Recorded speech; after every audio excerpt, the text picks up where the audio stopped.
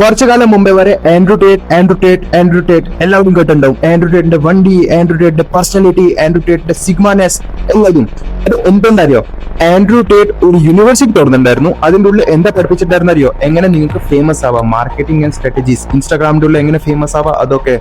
And അതിന്റെ final year കോഴ്സിന്റെ ഉള്ളിൽ ഒരു പ്രൊജക്ട് വർക്ക് ഉണ്ടായിരുന്നു. ആൻഡ് ആ പ്രൊജക്ട് വർക്ക് എന്താണ്ടായിരുന്നു അറിയോ? നിങ്ങൾക്ക് ആൻഡ്രൂ ടേറ്റിന്റെ ഫാൻ പേജ് ഉണ്ടാക്കണം ആൻഡ് ആൻഡ്രൂ ടേറ്റിന് ഫേമസ് ആണിച്ചു കൊടുക്കണം. അതാണ് ഏറ്റവും വലിയ പ്രൊജക്ട്. അതിന്റെ കാരണമാണ് മുഴുവൻ വേൾഡിന്റെ ഉള്ളിൽ ആൻഡ്രൂ ടേറ്റ് കിടക്കണ്ടായിരുന്നു. കുറെ ചെക്കന്മാർ അവരുടെ ഉള്ള വീട്ടുകാരും കൂടി ചവിട്ടി തല്ലിയിട്ട് ആൻഡ്രൂ ടേറ്റിന്റെ മാതിരി ഞാൻ സിഗ്മയാണ് ചുഗ്മയാണ് എല്ലാതും പറഞ്ഞിട്ടുണ്ടായിരുന്നു. ഇന്നത്തെ സമയത്തിന്റെ ആൻഡ്രൂ ടേറ്റ് ആണ് നിങ്ങളുടെ പൊട്ടന്മാര്.